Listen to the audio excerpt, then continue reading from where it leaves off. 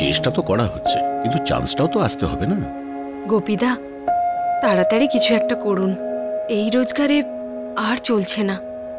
ভালো একটা চাকরি চাই। তোর অবস্থা বুঝতে পারছি আমি। নিশ্চয়ই কোনো না কোনো একটা রাস্তা বেরিয়ে আসবে। সাহস রাখ। গোপীদা, আমার উপর দুটো বাচ্চার দায়িত্ব। বিচ্ছেদের পর যাদের ভার তোকে একাই সামলাতে হচ্ছে। বুঝতে পারছি, সবই বুঝতে পারছি। খুবই কঠিন কাজ, কিন্তু তুই ভেঙে পড়িস না। দেখে নিস, কিছু না কিছু নিশ্চয়ই হবে। তাড়াতাড়ি তোকে একটা খুশির খবর শোনাবো নম্রতা। বর্ষার আগে গুপিদার ওপরে।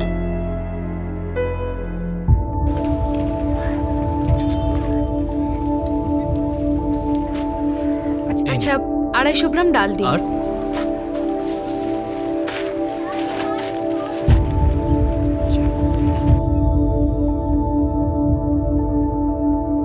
আরে নম্রতা দি, কেমন আছো?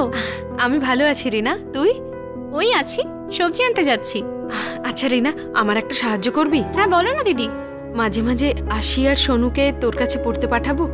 আসলে কি বলতো, আমার মা বাবার পক্ষে ওদের সামলানো খুব কঠিন হয়ে যাচ্ছে। আরে দিদি, এতে জিজ্ঞাসা করার কি আছে?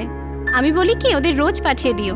আমি ওদের এমন হোমওয়ার্ক দিয়ে দেব যে ওরা দুজনে দুষ্টুমি করার একদম টাইমই পাবে না। ঠিক আছে রিনা, থ্যাংক ইউ। আচ্ছা, আমি আসি, বাই।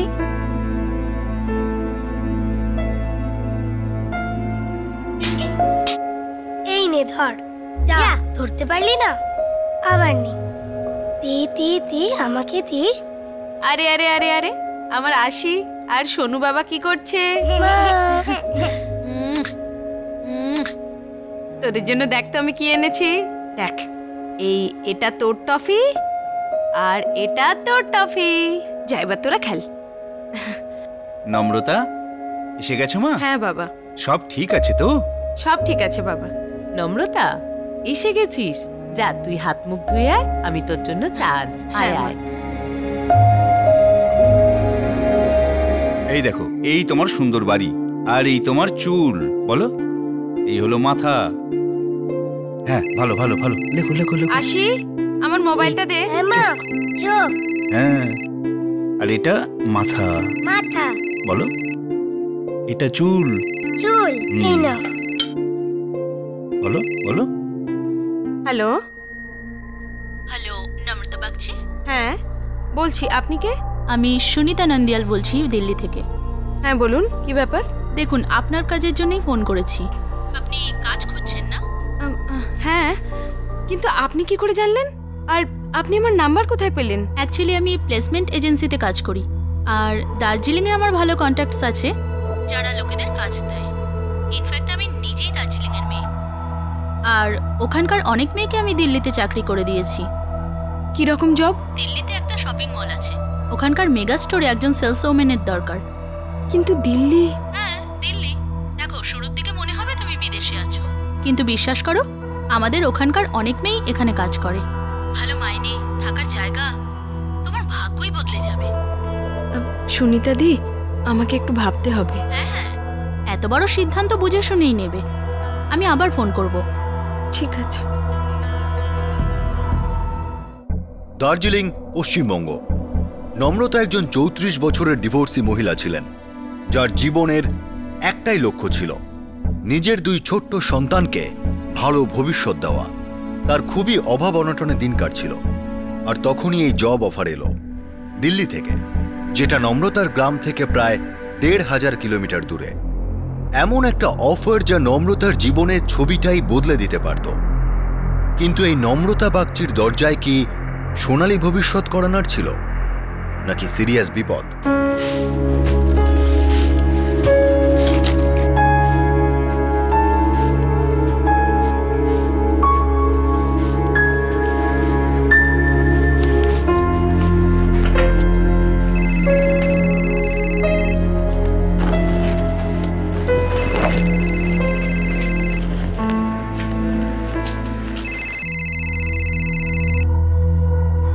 হ্যালো। তাহলে নম্রতা বাগচি, কি ভাবলে জবের ব্যাপারে? সুনিতা দি, ভেবে দেখলাম কাজটা আমি করব। বাহ, খুব ভালো সিদ্ধান্ত নিয়েছো তুমি। দেখো, সামনের সোমবার থেকে তোমার জয়েনিং, পুরো 1 সপ্তাহ আছে তোমার হাতে। কিন্তু আমাকে কোথায় যেতে হবে, আর এসব কি করে হবে? তুমি এসব নিয়ে একদম চিন্তা করো না, সবকিছু নিয়ম মতো হবে। দেখো আজ 16ই মার্চ আর 19শে মার্চ তোমাকে দার্জিলিং বাস স্ট্যান্ডে পৌঁছতে হবে। আর ওখান থেকে আমার লোকাল রিপ্রেজেন্টেটিভ তোমাকে পিক করে শিলিগুড়ি পৌঁছে দেবে। আর ওখান থেকে আমাদের কোম্পানির আরেকজন রিপ্রেজেন্টেটিভ আয়া কলকাতা তোমাকে দিল্লি নিয়ে আসবে। কিন্তু দার্জিলিং বাস স্ট্যান্ডে আমি আপনার লোকেদের চিনব কি করে? ওসব চিন্তা তুমি একদম করো না, ওদের কাছে তোমার ফোন নাম্বার আছে, ওরা তোমাকে কল করে নেবে। ঠিক আছে, কিন্তু সুনিতাদি, আমার মাইনের কথা তো কিছু বললেন না। দেখো এখন তো তুমি নতুন আছো, তো 20,000 থেকে শুরু হবে। 20,000? সারা বছরে মাত্র 20,000? বছরে 20,000 নয় নম্রতা বাগচি, মাসে 20,000-এর কথা বলছি, ঠিক আছে? ওরে বাবা, মাসে 20,000? হ্যাঁ হ্যাঁ হ্যাঁ, একদম ঠিক আছে। ভালো। 22শে মার্চ থেকে তোমার ডিউটি শুরু হয়ে যাবে, আর 19শে মার্চ তোমাকে পিক আপ করা হবে, কিন্তু মায়না তোমাকে 19শে মার্চ থেকেই দেওয়া হবে। তাহলে সব সেটেল হয়ে গেল তো? হ্যাঁ হ্যাঁ, ঠিক আছে। আচ্ছা সুনিতাদি, থ্যাংক ইউ। শিগগিরই দেখা হচ্ছে তাহলে, ওকে?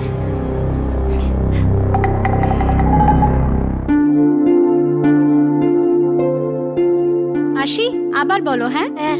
2 একে 2, 2 একে 2, 2 দুগুণে 4, 2 দুগুণে 4, 3 দুগুণে 6, 3 দুগুণে 6, 4 দুগুণে 8, 4 দুগুণে 8, 5 দুগুণে 10। 5 দুগুণে 10। না, এরা দুজন তোকে বেশি বিরক্ত করেনি তো? আরে না না দিদি, এরা দুজনে তো পড়াশোনায় খুব ভালো। সোনু, আসি, চল বাড়ি চল। কেমন আছিস নম্রতা? তোর কাজকর্ম কেমন চলছে? ভালো নয় বৌদি, কিন্তু ভগবানের কৃপায় ভালো কিছু হওয়ার আশা আছে। নিশ্চয়ই ভালো হবে। তুই বাচ্চাদের কত কষ্ট করে বড় করছিস। ভালো লোকের প্রার্থনা দুর্গা মা সবসময় শোনে। আসছি রিনা। আরে দাদাও এসে গেছে। নমস্কার দাদা। নমস্কার নমস্কার। কাকাকে নমস্কার করো। নমস্কার কাকা। আরে বেঁচে থাকো বেঁচে থাকো। আর নম্রতা, ফ্যাক্টরিতে কাজ ঠিকঠাক চলছে তো? দাদা, আমি একটা নতুন চাকরিতে জয়েন করছি। আরে বাহ, কোথায়? দিল্লিতে। ওরে বাবা, আরে দার্জিলিং থেকে দিল্লি কি করে পৌঁছলে নম্রতা? দাদা, আমি তো একটা নতুন চাকরি খুঁজছিলামই। একটা এমপ্লয়মেন্ট এজেন্সি আছে, তারা খবর পেয়ে আমার জন্য খুঁজে দিয়েছে। ভালো, ভাগ্য তোমার খুলে গেল নম্রতা। হ্যাঁ, সব ভগবানের দয়া। আচ্ছা দাদা, আপনি বিশ্রাম করুন, আমি আসছি। টাটা। আসছি রিনা। টাটা। বাই।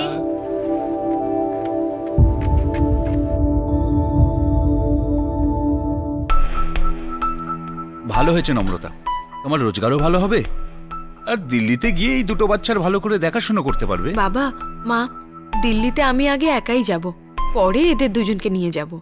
তোর ডিভোর্স যদি না হতো তাহলে আজ এই দিনটা দেখতে হতো না। মা, যা হয়ে গেছে তাকে তো বদলানো যাবে না, কিন্তু যা আছে আর ভবিষ্যতে যা হবে সেটা বদলানোর চেষ্টা তো করতেই পারি না।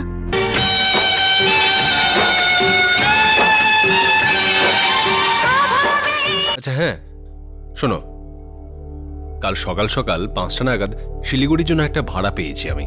তুমি একটা কাজ করো, সকাল 4:30 নাগাদ মনে করে আমাকে একটু ডেকে দিও। হ্যাঁ হ্যাঁ, ডেকে দেবো। বাবা, নম্রতা দি ওর বাচ্চাদের ছেড়ে দিল্লিতে একা কি করে থাকবে? এরকম একটা ভালো মেয়ের এরকম ডিভোর্স হয়ে যাবে কে জানতো। আর তাছাড়া এখন তো ওর কাঁধে দুটো বাচ্চার দায়িত্বও রয়েছে। এখানে খুব খারাপ দিন কেটেছে ওর, হয়তো দিল্লিতে গিয়ে ওর কপাল খুলবে। মা দুর্গা ওকে সবসময় রক্ষা করবে। হ্যাঁ মা, সেসব তো ঠিক আছে, কিন্তু তাও যেন আমার সবকিছু ঠিক মনে হচ্ছে না। দিল্লি এখান থেকে অনেক দূরে আর অনেক বড় শহর, কত রকম লোক আছে ওখানে। আরে বাবা, ওর কপালে যা আছে তাই তো হবে। আর ভাগ্যকে পাল্টাবার ক্ষমতা আজ পর্যন্ত কার হয়েছে? হ্যাঁ, নম্রতার প্রতিবেশী 16 বছরের রিনা ওর এই সিদ্ধান্তে একটু চিন্তিত ছিল। ওর চিন্তার কারণ এটাই ছিল যে দার্জিলিংয়ের একজন ডিভোর্সি মহিলাকে দিল্লিতে কোনো চেনা জানা ছাড়াই একটা ভালো জব অফার করা হয়েছিল, আর সে নিজের সন্তানদের নিয়ে ওখানে সেটেল হতে চলেছিল। হয়তো এটা ওর সিক্স সেন্সের সতর্কবার্তা ছিল, যেটা একদম সঠিক ছিল। 2 দিন পর নম্রতার দিল্লি রওনা হওয়ার কথা ছিল।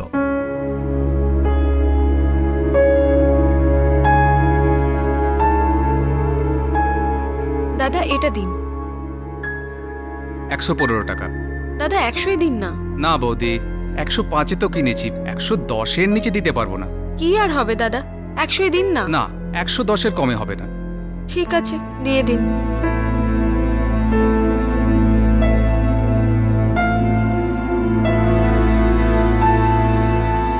নম্রতা দিদি, নম্রতা দিদি। আরে রিনা তুই? আরে মনে হচ্ছে তুমি তো প্যাকিংও করে ফেলেছো। হ্যাঁ, আরে পরশুই দিল্লি যাচ্ছি তো। আচ্ছা দিদি, একটা কথা জিজ্ঞাসা করবো তোমাকে, কিছু মনে করবে না তো? আরে না না, কি বলবি বল। দিদি, দিল্লি থেকে একজন মহিলা তোমাকে হঠাৎ ফোন করলো আর তুমি তার কথায় চলে যাচ্ছ? আরে না রে বাবা, সেরকম কিছু নয়। আমি তো আগে থেকেই এখানকার লোকাল লোকেদের বলেছিলাম যে আমার চাকরি চাই। ওই মহিলা হয়তো তাদের থেকেই নাম্বার পেয়েছে। কার থেকে নম্বর পেলো? দিদি, তুমি কি জানো এখানে দার্জিলিংয়ে এমন কেউ কি আছে যে ওই মহিলাকে জানে? না, সেটা তো জানি না ও কার থেকে নাম্বার পেয়েছে, কিন্তু ওই মহিলা বলছিল যে ও দার্জিলিংয়েরই লোক, আর ও এখানকার আরো অনেক মেয়েকে দিল্লিতে চাকরি দিয়েছে। খবর নিয়েছো তুমি কি ধরনের চাকরি? হ্যাঁ, বড় মলে সেলস ওম্যানের চাকরি, আর মাইনেও খুব ভালো দিচ্ছে। কাউকে বলিস না। মাসে পুরো 20,000 টাকা। মাসে 20,000 টাকা? আর জানিস তো, থাকার জায়গাও দিচ্ছে। আর জায়গাটা কোথায়? চাকরি যখন দিল্লিতে, থাকার জায়গাও ওখানেই হবে না, আশেপাশেই কোথাও। আচ্ছা, কোম্পানির নামটা কি জেনেছো তুমি? না, কোম্পানির নামও জানি না, কিন্তু ওই মহিলা বলছিল যে দার্জিলিং বাস স্ট্যান্ডে চলে আসবে, সেখানে আমাদের লোক তোমাকে কল করবে আর সেখান থেকে শিলিগুড়ি নিয়ে যাবে। তারপর শিলিগুড়ি থেকে অন্য আরেকজন দিল্লি নিয়ে যাবে। 22 তারিখ থেকে আমি ডিউটি জয়েন করছি। আচ্ছা রিনা শোন, আশি আর সোনুকে আমি এখানে মা বাবার কাছেই রেখে যাচ্ছি। আগে আমি নিজে ওখানে সেটেল হই, তারপর ফিরে এসে ওদের নিয়ে যাব। এর মধ্যে যদি সম্ভব হয় আমার বাচ্চাদের একটু দেখিস রিনা। রিনা, কি ভাবছিস তুই? কিছু না দিদি, কিছু না।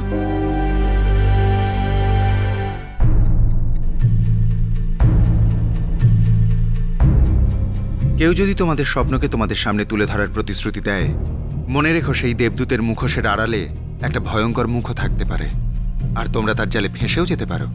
আর তাই সর্বদা খুব সাবধানে থাকবে। নম্রতা দিদি, তুমি ওকে চেনো না, ও তোমাকে চেনে না, তাও সে তোমাকে 20,000 টাকা চাকরি দিচ্ছে, আর থাকার জন্য জায়গাও, তাও দিল্লিতে। তোমার ভয় করছে না? একটু ভয় তো করছেই রিনা, কিন্তু ওর অফারটা এত ভালো ছিল যে। সেই জন্যই তো এতগুলো টাকা, তাও তোমার কাজ না দেখে। না রিনা, ওই মহিলা আমাদের এলাকারই। ওর নাম সুনিতা নন্দিয়াল। ও আমাদের পরিশ্রম আর দক্ষতাটা জানে। আমি ওই মহিলাকে চিনতে চাই। তার মানে? দিদি, আমার ওই মহিলার নম্বর চাই, আমি ওর সাথে কথা বলবো। কি কথা বলবি তুই ওর সাথে? দিদি, তুমি নম্বরটা তো দাও প্লিজ। আচ্ছা ঠিক আছে, দিচ্ছি।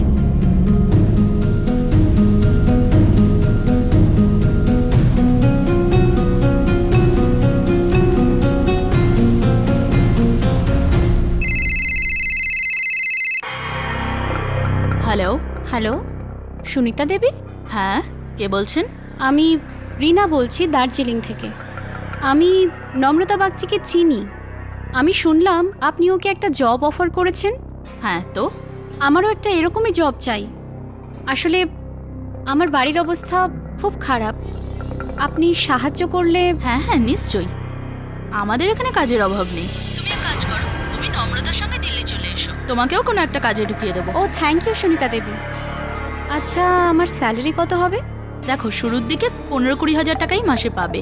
তাছাড়া তোমার পরিশ্রম আর যোগ্যতার ওপর ডিপেন্ড করছে। বেশি পরিশ্রম করলে বেশি পাবে। আমার বয়স মাত্র 16। সত্যি কি এমন চাকরি পাবো আমি? দেখো, বয়স নিয়ে আমাদের কোনো মাথা ব্যথা নেই, আর তোমার বয়সই তোমাকে সুযোগ করে দেবে। আর তোমাদের বয়সী মেয়েরা তো আরো সহজেই চাকরি পেয়ে যাবে। একবার তুমি এসো তো এখানে, হতে পারে নম্রতা থেকে তুমি একটু বেশি স্যালারি পেলে। ধন্যবাদ সুনিতা দেবী, আমি নম্রতা দিদির সাথে চলে যাব। ঠিক আছে, আমি তোমাদের দুজনের অপেক্ষায় রইলাম।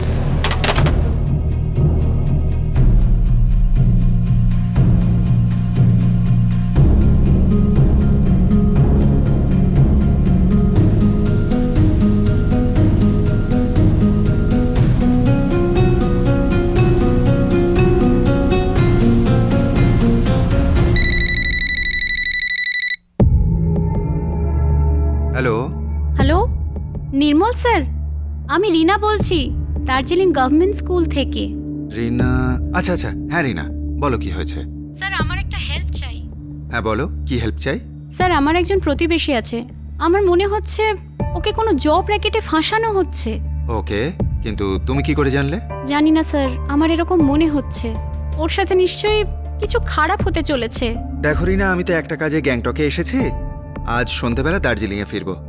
আর তোমার যদি মনে হয় যে সত্যিই কোনো গন্ডগোল আছে, তুমি দার্জিলিংয়ের এসপি সাহেবের কাছে চলে যাও। আই এম শিওর উনি সাহায্য করবেন। Thank you sir.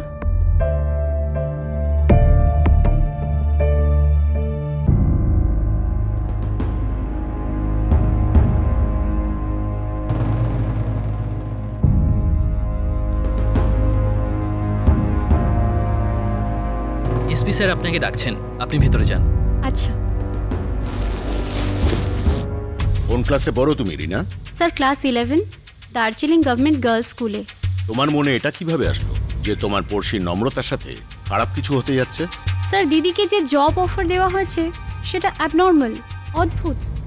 মানে কোনো চেনা জানা ছাড়া এত টাকার মাইনে, কিছু তো গন্ডগোল আছে না স্যার? বুঝতে পারছি, কিন্তু তুমি এসব বিষয়ে এত খবর পেলে কোত্থেকে? স্যার, এসব বিষয়ে আমাদের স্কুলে শেখানো হয়।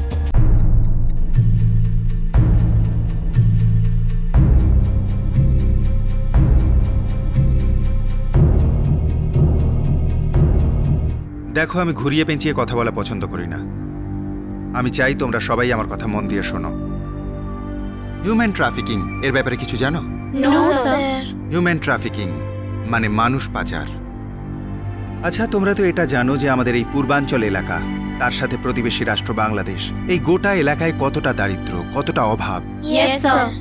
কিছু লোক আছে, খারাপ লোক, খুব খারাপ লোক, যারা চিল শকুনের মতো আমাদের এলাকায় ঘুরে বেড়ায়, গরিব আর অসহায় লোকেদের ওপর ঝাঁপিয়ে পড়ে, বিশেষ করে মহিলাদের ওপরে, তোমাদের মতো মেয়েদের ওপরে। তাদের ভালো ভালো চাকরি দেবার প্রতিশ্রুতি দেয়, মুম্বাই, দিল্লি, কলকাতা, এমনকি বিদেশে নিয়ে যাওয়ারও লোভ দেখায়। আর তোমরা কি জানো, এরপরে এই মহিলাদের সাথে, তোমাদের মতো মেয়েদের সাথে কি হয়? তাদের বিক্রি করে দেওয়া হয়, প্রস্টিটিউশনের র্যাকেটে ঠেলে দেওয়া হয়।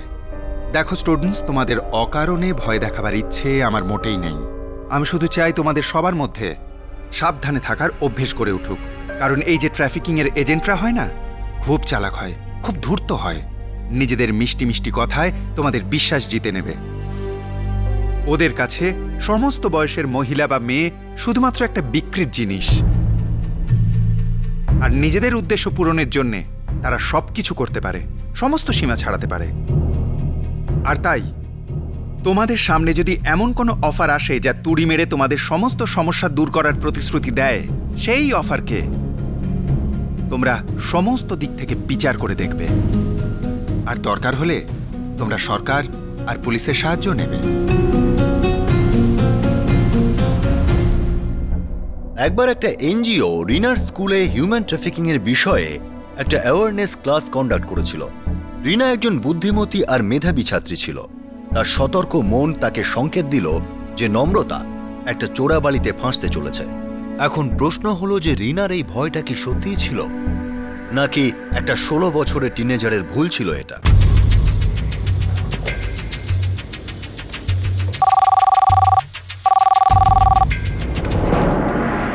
পিআই মধু গর্গ, ক্রাইম ব্রাঞ্চ। মধু, আমি এসপি রাজন বলছি। Yes sir. একটা কেস আছে, সেনসিটিভ। আমি চাই এই কেসটা তুমি পার্সোনালি হ্যান্ডেল করো। অবশ্যই স্যার।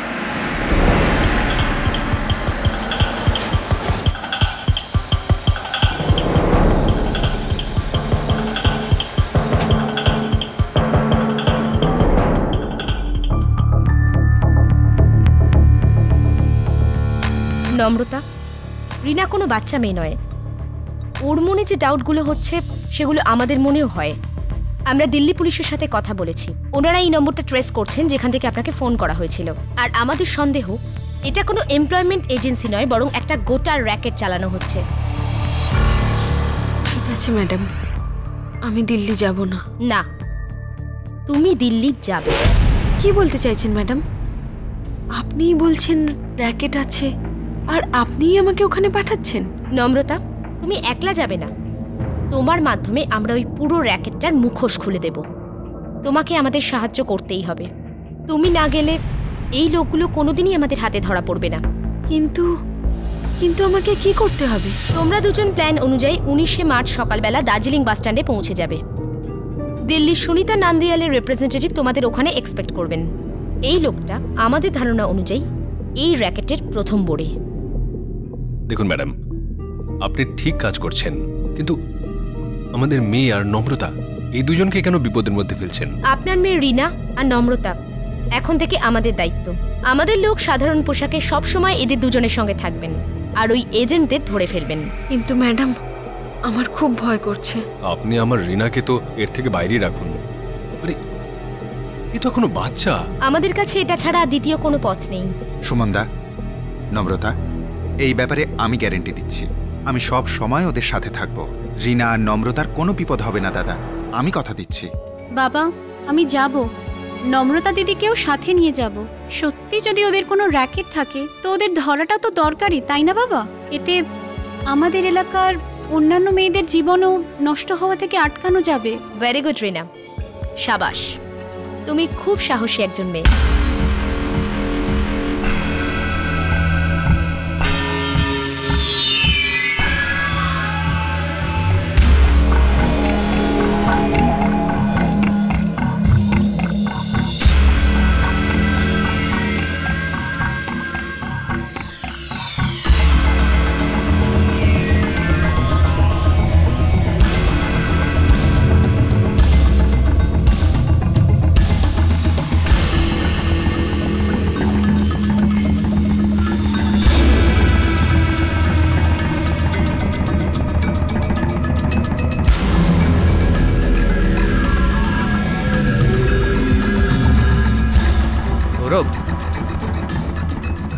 মনে হচ্ছে এটাই আমাদের পার্টি। গিয়ে জিজ্ঞেস করি। তুই এখানে দাঁড়া, আমি জিজ্ঞাসা করে আসছি।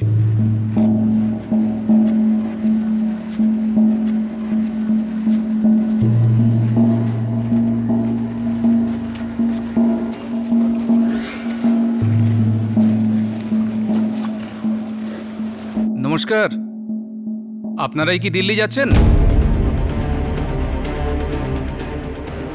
হ্যাঁ দাদা, আপনি কে? আমি আপনাদের সাহায্যকারী। আমি আপনাদের শিলিগুড়ির দার্জিলিং চক পর্যন্ত নিয়ে যাব। আসুন।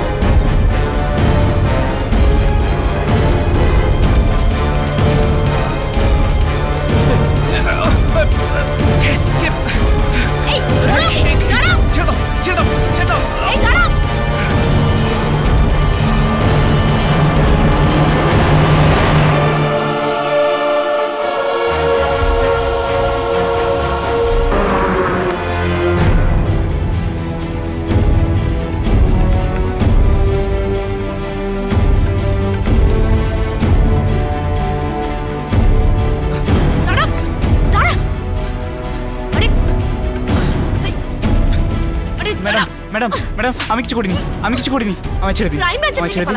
ক্রাইম ব্রাঞ্চের থেকে পালাবে? যাও, নিয়ে যাও একে। আমি কিছু করিনি ম্যাডাম। ম্যাডাম, আমি সত্যি বলছি, আমি কোনো সুনিতা নন্দিয়ালকে চিনি না। সত্যি বলছি ম্যাডাম, আমাদের কাজ ছিল এই দুজনকে শিলিগুড়ির দার্জিলিং চক অব্দি পৌঁছে দেওয়া ম্যাডাম। ওখানে এদেরকে ডেলিভারি নিতে আসার কথা ছিল ম্যাডাম। কোন লোক? কার লোক? জানি না ম্যাডাম, জানি না। আলাদা আলাদা লোক আসতো। আমি তো এটাও জানি না দিল্লি থেকে এদের কে ফোন করেছিল। চল, ফোন বের কর নিজের। সুইচ অফ করো এগুলোকে। Yes ma'am. ভেতরে ঢোকাও এদেরকে, আর কিছুক্ষণের জন্য খুব ভালো করে এদের সুইচ অফ করে দাও। নিয়ে যাও। যা। কিছু করিনি স্যার আমরা। ম্যাডাম, কিছু করিনি। এই দুজন লোক আমাদের প্রথম ধাপ। এর পরের ধাপটা আমরা শিলিগুড়ির দার্জিলিং চকে গিয়েই পাবো। আমাদের যেমন করেই হোক ওদের কাছে পৌঁছতে হবে। আমরা ওদের কাছে পৌঁছবো। নির্মল, এই হিউম্যান ট্রাফিকিং র্যাকেটস অনেকটা রিলে রেসের মতো। প্রতিটা খেলোয়াড় নিজের জন্যই দৌড়য়, আর পরের জন তার আসার অপেক্ষা করে। কিন্তু ম্যাম, আমরা শিলিগুড়ির লোকেদের কাছে পৌঁছবো কি করে? দিল্লির সুনিতা নান্দিয়াল তোমাদের প্রতিটা পদক্ষেপকে ট্র্যাক করছে।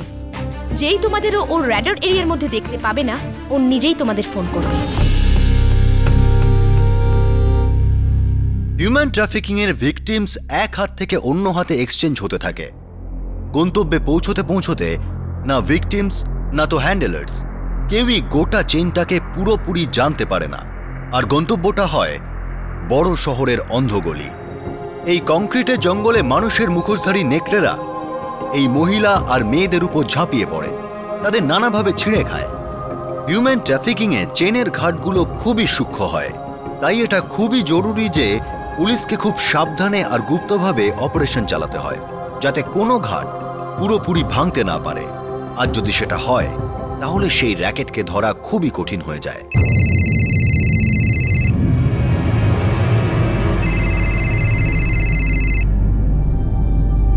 কলটা নাও নম্রতা, আর ফোনটাকে স্পিকারে দাও। ওকে বলো যে দার্জিলিং বাস স্ট্যান্ডে তোমাকে কেউ রিসিভ করতে আসেনি।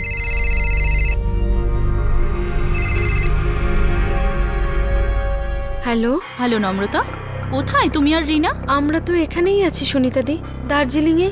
কিন্তু বাস স্ট্যান্ডে কেউ তো আমাদের নিতে আসেনি। আমরা পুরো 1 ঘন্টা অপেক্ষা করেছি। কিন্তু তোমরা আমাকে কেন ফোন করোনি? আসলে মানে সত্যি বলতে আমরা ভেবেছিলাম আমাদের সাথে কেউ ইয়ার্কি করেছে, তাই আমরা চুপচাপ বাড়ি চলে এসেছি। পাগল হয়ে গেছো নাকি তোমরা? এরকম ব্যাপারে কেউ মজা করে? আচ্ছা এক কাজ করো, এক্ষুনি তোমরা দার্জিলিং বাস স্ট্যান্ডে যাও আর ওখান থেকে শিলিগুড়ির বাস নিয়ে দার্জিলিং চকে নেমে যাবে। ঠিক আছে, চলো তাড়াতাড়ি বেরিয়ে পড়ো। ওখানে আমার রিপ্রেজেন্টেটিভ তোমাদের দুজনের অপেক্ষায় থাকবে। ঠিক আছে সুনিতাদি, আমরা আধ ঘন্টার মধ্যেই বেরিয়ে যাচ্ছি। ওকে। ব্যাস। Welcome to Bitan world. How may I assist you? নতুন ফ্ল্যাটের জন্য একটা স্ট্যান্ড ফ্যান আর কুলার নেব। এই পচা গরম থেকে একটু স্বস্তি চাই। বাজার চলতে সব ব্র্যান্ড আর ভরসাযোগ্য নয়। তার জন্য তো আমাদের ফ্যান আছে, all purpose bullet table fan, ceiling fan. আমাদের সিলিং ফ্যান কিন্তু 30 মাসের ওয়ারেন্টি সহ পাওয়া যায়। আছে ফারাটা 2 বছরের ওয়ারেন্টি, 17 থেকে 20 মিটার এয়ার ফ্লো। মধ্যবিত্তের সাধ্যের মধ্যে একমাত্র ভরসাযোগ্য ব্র্যান্ড বিটন। আমাদের কুলারের কিন্তু অনেক range, 45 litres, 50 litres, 70 litres, 90 litres, 110 litres. Honeycomb সহযোগে বিটনের সব কুলারের ওয়ারেন্টি 1 বছর। চেনা হাওয়ায় অচেনা অনুভূতির জন্য একমাত্র আদর্শ বিটন। গরমে স্বস্তি পেতে বিটনের ফ্যান হোক বা কুলার, আজই আনুন বাড়িতে। Vuitton, digitally yours. এবার আমরা আমাদের মেন অপারেশন লঞ্চ করব, যেখানে আমরা সবার আগে সেই লোকগুলোকে হেফাজতে নেব যারা তোমাদের শিলিগুড়ি থেকে দিল্লি পৌঁছে দেবে। কিন্তু ম্যাম, আমাদের ওদের সাথে কি করতে হবে? তোমরা শুধু আমাদের ইনস্ট্রাকশন ফলো করতে থেকো। বাসের সমস্ত প্যাসেঞ্জার আমাদেরই লোক হবে। তোমাদের দুজনের ভয় পাওয়ার কোনো দরকার নেই। এবার ভয় পাওয়ার পালা এই র্যাকেটের লোকগুলোর।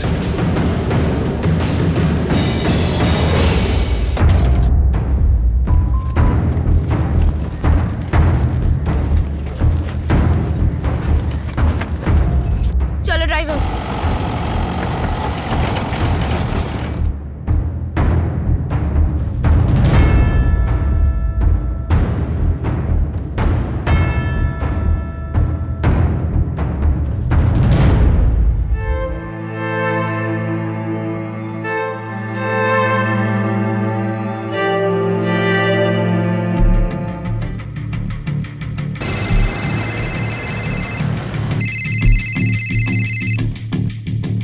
জয় হিন্দ মধুদেবী। জয় হিন্দ শর্মা বাবু। আমরা ওই র্যাকেটের সেকেন্ড টিমকে ধরার জন্য রওনা দিয়েছি শিলিগুড়ির দিকে। আপনি দিল্লির এই সেলে ক্লোজিং করুন। আমরা ওই নাম্বারটা ট্রেস করে ফেলেছি, দ্বারকা এলাকা থেকে অপারেটেড হচ্ছে। আপনিও পুরো অ্যালার্ট থাকবেন শর্মা বাবু। আমরা যেই শিলিগুড়ির এই গ্যাংটাকে অ্যারেস্ট করব আপনাকে ইনফর্ম করে দেব। আর আপনার ফোন আসার পর আমরা এই সুনিতা নন্দিয়ালকে ধরে ফেলবো। All the best Madhudebi. আপনাকেও শর্মা বাবু।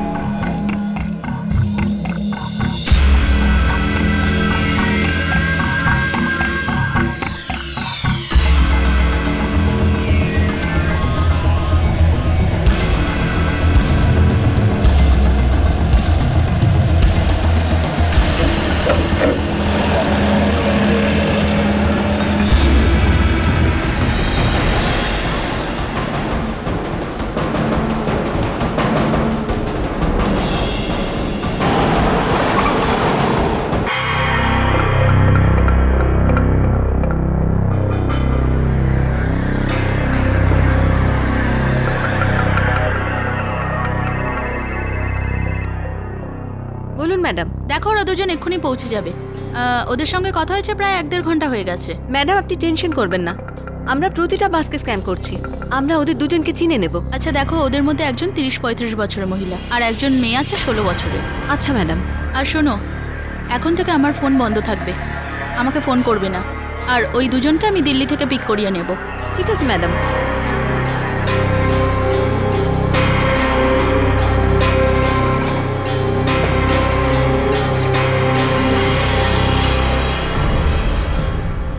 স্যার, সেলফোনের লোকেশন এই কলোনির মধ্যেই, 10 মিনিটের মধ্যে এক্স্যাক্ট ফ্ল্যাটটা জানা যাবে। ট্র্যাক করে যাও, অ্যাটাকের অর্ডার যে কোনো মুহূর্তে আসতে পারে। Okay sir.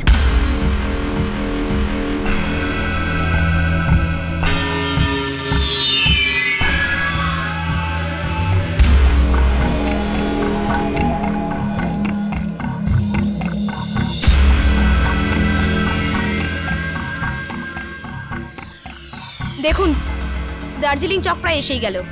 রিনা, নম্রতা, তোমরা দুজন খুব সাধারণভাবেই ওখানে গিয়ে দাঁড়াবে, যেন তোমরা কারোর জন্য অপেক্ষা করছো, আর আমরা ওখানে চারদিকে ছড়িয়ে পড়ব। ঠিক আছে? ঠিক আছে। ঠিক আছে ম্যাডাম। ড্রাইভার, আমরা নামার ঠিক পরেই আপনি গাড়ি নিয়ে সামনে এগিয়ে যাবেন, আর ঠিক 15 মিনিট পরে আবার ফিরে আসবেন।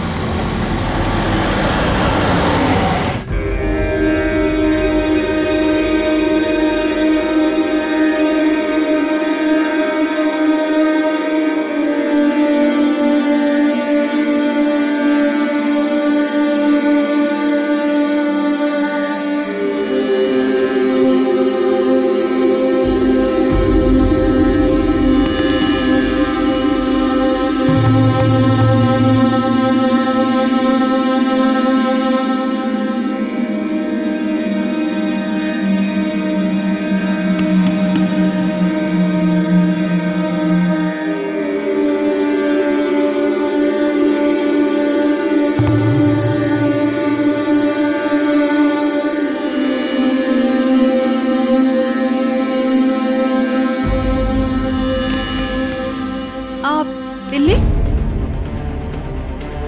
হ্যাঁ হ্যাঁ, দিল্লি। সেলস ওম্যানের চাকরি? হ্যাঁ, সেলস ওম্যানের চাকরি। ও আচ্ছা আচ্ছা।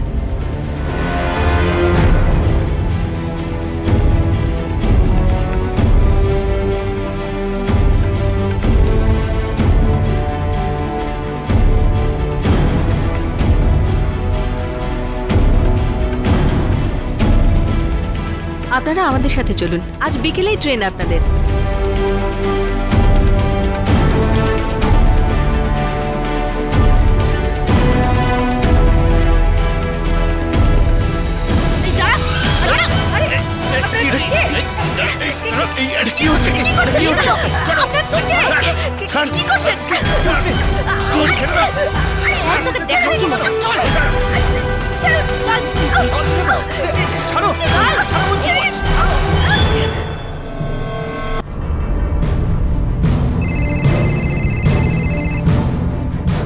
হ্যাঁ মধুদেবী, হ্যাঁ ফ্ল্যাট ট্রেস হয়ে গেছে। সেকেন্ড গ্যাংটাও আমাদের হাতে ধরা পড়ে গেছে।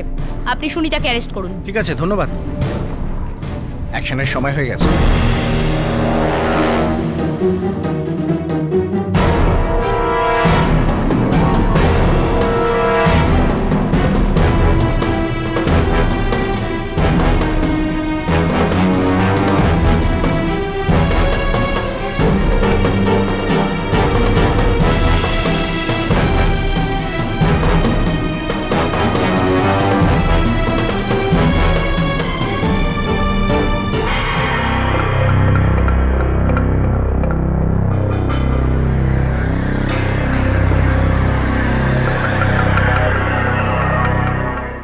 ম্যাডাম, আমাদের কাজ ছিল শুধু এদের ট্রান্সফার করা। আমাদের কাজ তো ছিল খালি এই দুজনকে ট্রেন অবধি পৌঁছানো। ট্রেনে অন্য কেউ দায়িত্ব নিয়ে নেয়, যারা পার্টিকে দিল্লিতে নিয়ে যায়। তার নাম আর ঠিকানা বল। আমি সত্যি জানি না ট্রেনে কে দায়িত্ব নিত। ম্যাম, দিল্লির ওই সুনিতা গায়েব হয়ে গেছে। যতক্ষণে দিল্লি পুলিশ ওখানে পৌঁছয় ততক্ষণে ও ওখান থেকে পালিয়েছে। আর ম্যাম, ওর মোবাইলটা সুইচ অফ করা। Shit, damn it. বল দিল্লির মালটাকে। ম্যাডাম, আজ পর্যন্ত শুধু ফোনেই কথা হয়েছে, আজ পর্যন্ত কখনো দেখিনি ওকে। কখনো দেখা হয়নি। যখন আমরা নতুন কোনো পার্টিকে শিলিগুড়ি স্টেশন নিয়ে যাই আমরা আমাদের মজুরি পেয়ে যাই, কিন্তু আমাদের টাকা দেবার জন্য প্রতিবার নতুন লোক আসে। আমাদের কাজ করার যে মজুরি আর শিলিগুড়ি পার্টিকে যা দিতে হয় সব মিলিয়ে একটা রাউন্ড ফিগার দিয়ে দেয়। দিল্লি থেকে ম্যাডাম ফোন করে বলেছিলেন যে দার্জিলিং এর লোক ভুল করেছে আর পার্সেল নিজেই আসছে। আটকে দাও এদেরকে ভেতরে, আর যা কিছু এদের ভেতরে রয়েছে সবকিছু আদর করে বের করো। কোন কোন এজেন্ট আছে, তাদের কোথা থেকে পিক আপ করেছে, আজ পর্যন্ত কতজনকে পার্সেল করেছে, সব কিছু এদের কাছ থেকে বের করো। কিন্তু মনে রেখো, এটা যেন মরে না যায়, ঠিক আছে? হালকা করে থাপ্পড় মেরে শুরুটা করো। নিয়ে যাও এদের এখান থেকে, নিয়ে যাও।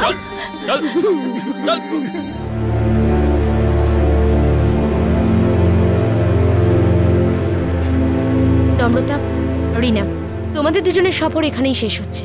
আমাদের পুরো টিমের পক্ষ থেকে তোমাদের দুজনকে থ্যাংক ইউ। তোমরা দুজনেই সাহস আর বুদ্ধিমত্তা নিয়ে আমাদের সাথে কাজ করেছো। এবার এই অপারেশনকে আমরা নিজেদের মতো করে হ্যান্ডেল করব। নির্মল, ইয়েস ম্যাম। তোমার এনজিও খুবই ভালো কাজ করছে। আমরা তো এই র্যাকেটটাকে ধরে ফেলবই, কিন্তু তোমার জন্য আজ একজন মহিলার জীবন বেঁচে গেল। কংগ্রাটস। Thank you ma'am.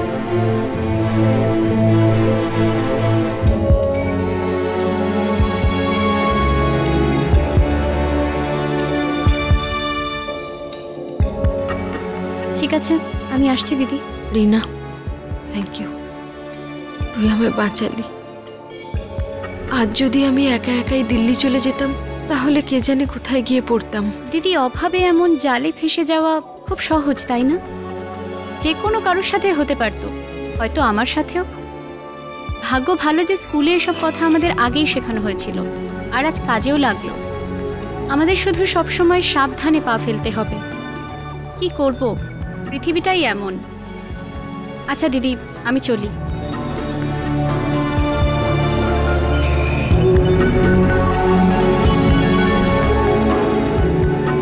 রিনার সাহসিকতার জন্য দার্জিলিং পুলিশ ওকে পুরস্কার দিয়ে সম্মানিত করল, আর একটা ঘৃণ্য অপরাধকে আটকাবার জন্য ক্রাইম পেট্রোল দস্তাক এই টিনেজার বাহাদুর মেয়েটাকে কুর্নিশ করছে। একই সাথে ক্রাইম পেট্রোল সেই এনজিওকে স্যালুট করছে যারা পূর্ণ উদ্যম নিয়ে হিউম্যান ট্রাফিকিং এর ব্যাপারে সচেতনতা বৃদ্ধি করছে, যার কারণে রিনা এই কেসে সাহায্য করল। হিউম্যান ট্রাফিকিং একটা খুব সিরিয়াস অপরাধ যেটা খুব দ্রুত ছড়িয়ে পড়ছে। ফ্লেশ ট্রেডের বেশিরভাগ ভিকটিম শিকার হন কোনো মিথ্যা প্রতিশ্রুতির, একটা উন্নত জীবনের প্রতিশ্রুতি যা কখনো পূরণ হয় না। শিকারদের একটা খুব ছোট অংশ এই র্যাকেটের হাত থেকে মুক্তি পেয়ে থাকে। কিছু মেয়েকে পুলিশ উদ্ধার করে, কিছু এনজিও উদ্ধার করে, কিন্তু এই শিকারদের একটা অনেক বড় অংশকে এই দেশের মহানগর আর বিদেশের কিছু বড় শহরে বিক্রি করে দেওয়া হয়। অজ্ঞাত, অসহায় আর সাধারণত অসুস্থ এই মহিলাদের সঙ্গে দিন রাত সব সময় শয়তানরা অত্যাচার করে। এই জীবন্ত লাশেদের মন মস্তিষ্ক কিছুই কাজ করে না। আলোর মধ্যেও এরা শুধুই অন্ধকার দেখে। শুধু নিঃশ্বাসটা চলে সামান্য কটা টাকার জন্যে, যা তাদের দূরগ্রামে থাকা পরিবারের লোকেদের দুমুঠো খাবারের যোগান দেয়। ফ্লেশ ট্রেড কি চিরকালের মতো শেষ করা সম্ভব? সম্ভবত কিছুটা কমানো যেতে পারে, যদি এই র্যাকেটের ক্ষুদ্রাতি ক্ষুদ্র অংশটিকেও খুব বড় শাস্তি দেওয়া যায়। সম্ভবত তখনই কমানো যাবে যখন শুধু একটা কঠোর আইনই নয়, বরং একটা দৃঢ় সামাজিক অভিযান সেই লোকেদের বিবেকের দরজায় কড়া নাড়বে যারা এই বিকৃতি থেকে আনন্দ পায়। কিন্তু এটা একটা সাধারণ পরিকল্পনা যেটা হয়তো কখনোই বাস্তবে সম্ভব হবে না। কিন্তু একটা জিনিস সম্ভব, অ্যাওয়ারনেস, কিছু জ্ঞান। যদি হিউম্যান ট্রাফিকিংয়ের সমস্ত পর্যায়গুলোকে স্কুল আর কলেজে ওয়ার্কশপ করে এই পিছিয়ে পড়া এলাকাগুলোয় বারবার শেখানো যায়, তাহলে এই ট্রাফিকিংয়ের দালালদের হাতে এত সহজে মেয়েরা পড়বে না। আর এই চেষ্টা ফ্লেশ ট্রেডের বিরুদ্ধে লড়াইতে একটা বিশাল বড় জয়, যেটা আজকের এই কেসটা প্রমাণ করে দিল। আপনাদের সাথে আবার দেখা হবে ক্রাইম পেট্রোল দস্তাকের আরেকটা এপিসোডে। ততক্ষণ নিজের খেয়াল রাখবেন, সুরক্ষিত থাকবেন। জয় হিন্দ।